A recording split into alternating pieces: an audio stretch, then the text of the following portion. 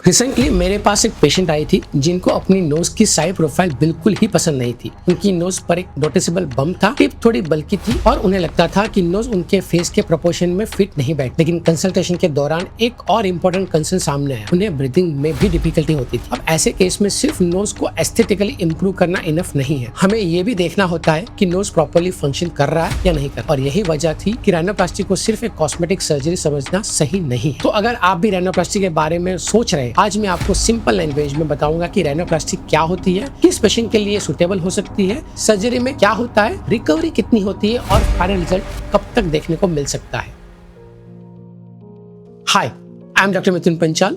सबसे पहले समझते हैं कि राइनोप्लास्टी एक्चुअली होती क्या है। राइनोप्लास्टी, जिसे कॉमनली नोज जॉब भी कहा जाता है, एक सर्जिकल प्रोसीजर है जिसमें हम नोज की शेप और साइज को चेंज करते हैं। ये सर्जरी कॉस्मेटिक रीजन के लिए हो सकती है। फॉर एग्जांपल, अगर नोज पर बम्प है, टिप बल्की या ड्रॉपी है, नोस्ट्रिल्स का साइज या शेप प्रोपोर्शनेट नहीं लगता या ओवरऑल नोज फेस के साथ बैलेंस नहीं लगती, तो राइनोप्लास्टी के थ्रू इन कंसर्न्स को इम्प्रूव किया जा सकता है। लेकिन राइनोप्लास्टी फंक्शनल रीजन के लिए भी की जा सकती है। अगर डेविएटेड सेप्टम या ब्लॉक नजल पैसेज की वजह से ब्रीथिंग में प्रॉब्लम हो रही है, तो सर्जरी के थ्रू नजल फंक्शन को भी इम्प्रूव किया जा सकता है। अब क्वेश्चन आता है कि राइनोप्लास्टी कौन करवा सकता है। जनरली पेशेंट का ग्रोथ कंप्लीट हो चुका होना चाहिए और ओवरऑल हेल्थ अच्छी होनी चाहिए। स्मोकिंग भी अवॉइड करना इम्पोर्टेंट है, लेकिन मेरे हिसाब से सबसे इम्पोर्टेंट चीज है रियलिस्टिक एक्सपेक्टेशन। राइनोप्लास्टी का मतलब ये नहीं है कि आप किसी सेलिब्रिटी की नोज की एग्जैक्ट कॉपी बनवा सकते हैं। हर पर्सन की बोन स्ट्रक्चर, कार्टिलेज, स्किन और फेशियल प्रोपोर्शन अलग अलग होते हैं।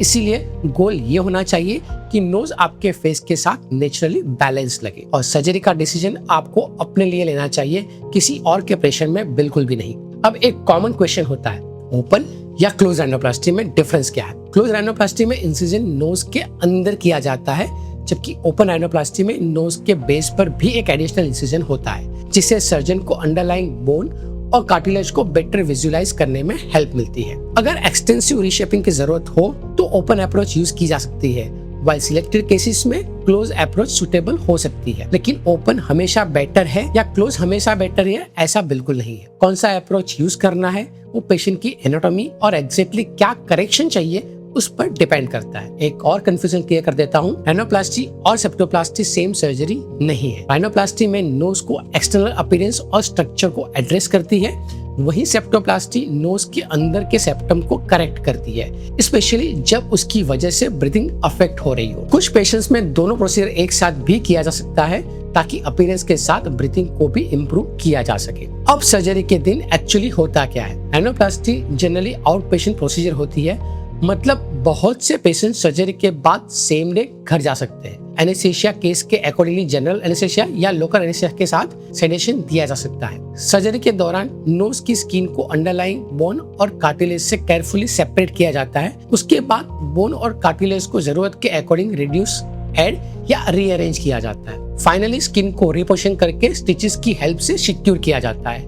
यूजुअली सर्जरी 1 से 3 आवर्स के आसपास हो सकती है, लेकिन एग्जैक्ट टाइम प्रोसीजर की कॉम्प्लेक्सिटी पर डिपेंड करता है। अब सबसे इम्पोर्टेंट पार्ट है रिकवरी, और यहाँ सबसे पहली चीज है पेशेंस। सर्जरी के बाद नोज पर एक स्प्लिंट लगाया जा सकता है जो यूजुअली 1 और 2 वीक तक रहता है। नोज और आईज के अराउंड स्वेलिंग और ब्रूजिंग भी हो सकती है। पहले 4 से 6 वीक्स में स्वेलिंग नोटिसेबल होती है, उसके बाद 1 to 3 मंथ्स के बीच स्वेलिंग जनरली रिड्यूस हो जाती है, लेकिन नोज को कम्प्लीटली सेटल होने में अप टू 1 ईयर लग सकता है। इसीलिए सर्जरी के कुछ दिन या कुछ हफ्तों बाद अपनी नोज को देखकर फाइनल रिजल्ट जज नहीं करना चाहिए। रिकवरी के दौरान नोज को प्रोटेक्ट करना बहुत इंपॉर्टेंट है। फेस पर इम्पैक्ट अवॉइड करें, नोज के ब्रिज पर अननेसेसरी प्रेशर ना डालें, सोते वक्त हेड एलिवेटर रखें, सन एक्सपोजर मिनिमाइज करें, नोज ब्लो ना करें और हैवी लिफ्टिंग अवॉइड करें। जनरली पेशेंट 1 to 2 वीक्स में वर्क या स्कूल रिज्यूम कर सकता है। लाइट एक्सरसाइज 4 to 6 वीक के बाद स्टार्ट की जा सकती है,